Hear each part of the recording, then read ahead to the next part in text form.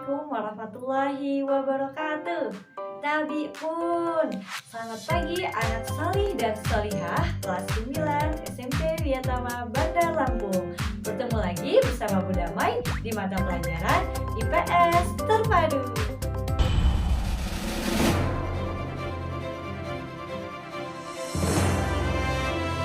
Pada pertemuan sebelumnya, kita sudah banyak membahas materi tentang interaksi antar negara Asia dan lainnya. Yang meliputi pertama, kita sudah membahas kondisi alam benua Asia dan benua lainnya.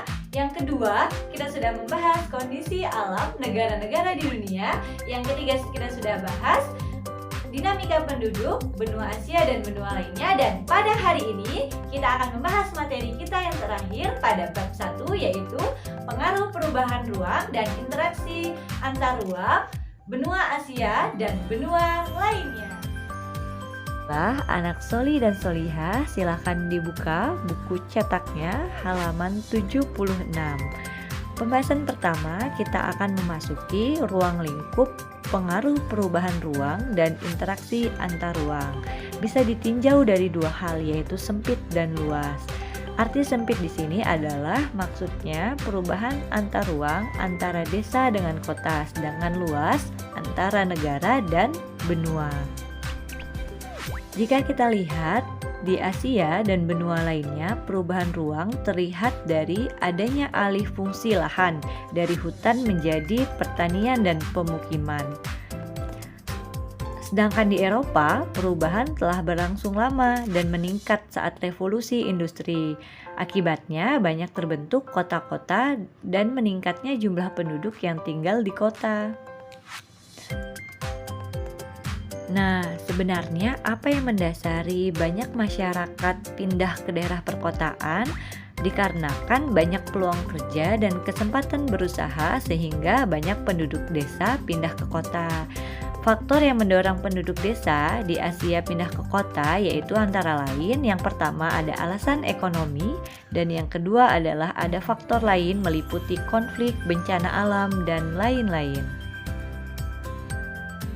Pengaruh perubahan dan interaksi ruang antar negara terhadap kehidupan meliputi ekonomi, sosial, budaya, politik, dan pendidikan. Mari kita bahas satu persatu. Baik, kita akan masuk ke pembahasan yang pertama, yaitu tentang ruang lingkup ekonomi. Interaksi antar ruang dalam bidang ekonomi terjadi karena kebutuhan barang dan jasa yang sangat banyak sehingga suatu negara tidak dapat memproduksi sendiri. Sehingga negara yang menyediakan kebutuhan memperoleh keuntungan ekonomi yang pertama, banyak tenaga kerja terlibat. Yang kedua, memperoleh devisa dari hasil. Sedangkan bagi negara yang dipasok memperoleh barang dan jasa yang dibutuhkan sehingga tidak kekurangan kebutuhan barang dan jasa. Barang dan jasa tersebut dapat berupa barang konsumtif maupun untuk keperluan produksi, misalnya mesin-mesin industri. Selanjutnya kita akan masuk ke pembahasan kedua, yaitu tentang sosial. Nah, apa saja yang terjadi dalam lingkup sosial? Interaksi antar negara dan benua juga melibatkan manusia sebagai pelakunya.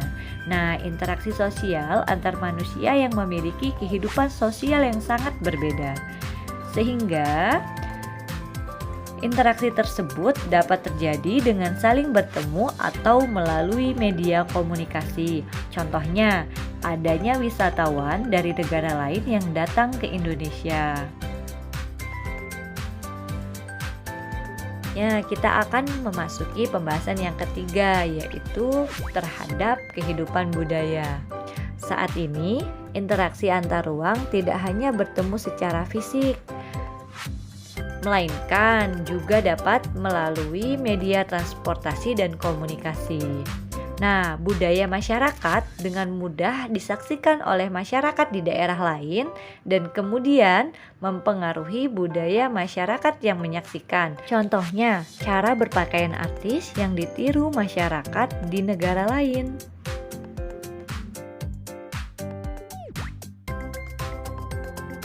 Selanjutnya kita akan membahas pengaruh perubahan terhadap kehidupan politik.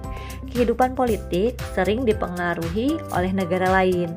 Peristiwa politik suatu negara dapat mempengaruhi kebijakan politik negara lain. Contohnya, pertikaian antara Israel dan Palestina mempengaruhi kebijakan pemerintah dalam melakukan hubungan dengan Israel dan Palestina. Baik, kita beralih ke pembahasan yang terakhir, yaitu pengaruh perubahan dan interaksi ruang antar negara terhadap pendidikan. Nah, salah satu kerjasama dalam bidang pendidikan adalah mengirim pelajar dan mahasiswa ke negara maju. Tujuannya adalah untuk meningkatkan kualitas sumber daya di negara-negara berkembang. Juga negara maju yang menyediakan fasilitas beasiswa bagi negara lainnya yang masih sangat anak berkembang. solih dan solihah sudah mampu menyelesaikan materi kita pada pagi hari ini. Nah, materi ini akan kita evaluasi melalui ujian mid semester pada pekan depan. Jadi anak-anak harus mempelajarinya dari pembahasan yang pertama tentang benua Asia dan benua lainnya.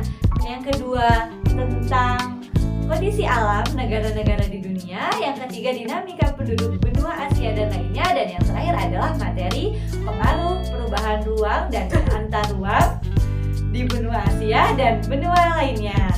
Nah, anak-anak, untuk lebih lanjutnya kita akan bahas kembali dan lebih detailnya di grup WhatsApp kelas masing-masing. Terima kasih.